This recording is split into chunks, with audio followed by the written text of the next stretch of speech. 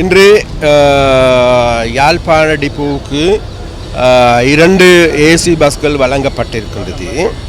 இது யாழ்ப்பாண டிப்போனுடைய வரலாற்றில் இதுதான் முதல் தடவையாக குளிரூட்டப்பட்ட சிடிவி பஸ் சர்வீஸ் ஆரம்பமாகியிருப்பது இதுதான் முதல் தடவையாகும். இந்த 60 வருட வரலாற்றில் நிகழாத ஒரு சம்பவம். அது எங்களுடைய தேசிய மக்கள் சக்தி அரசாங்கத்தின் கீழ் நிறைவேற்றக்கூடியதாக முடியுமாக இருந்திருக்கின்றது. அதற்கு எங்களுக்கு மகிழ்ச்சி. அதே நேரத்தில் நாங்கள் இலங்கையில் வாழ்கின்ற மக்களுக்கும் அதே போன்று யாழ்ப்பாணத்தில் வாழ்கின்ற மக்களுக்கும் இதில் பூரணமான பயன்களை பெறுங்கள் என்று நாங்கள் கேட்கின்றோம்.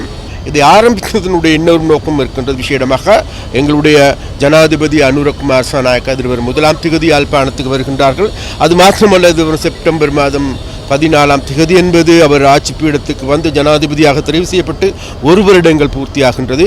அந்த 1 வருடத்தை பூர்த்தியாவதை முன்னிட்டு நாட்டில் பல்வேறு அபிவிருத்தி திட்டங்களை ஒரு வேகமான துரிதமான ஒரு மெகா ப்ரொஜெக்ட்களை ஆரம்பிப்பதற்கான நடவடிக்கைகளை நாங்கள் எடுத்தோம். ஜனாதிபதி வருகையின் போதோ அல்லது முன்னோரோ பின்னோரோ நிச்சயமாக நாங்கள் மிக தெளிவாக சொல்லியிருக்கின்றோம், மக்களுக்கு சொந்தமான காணிகள் அனைத்தும் விடுவிக்கப்படும்.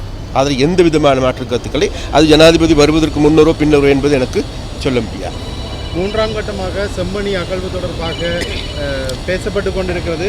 ஜனாதிபதி வருகையின் போது செம்மணியை பார்வையிடுவதற்கு வாய்ப்பு இருக்கு. பார்வையிடுவது சம்பந்தமாக இன்னும் நாங்கள் அது சம்பந்தமாக பார்க்கவில்லை.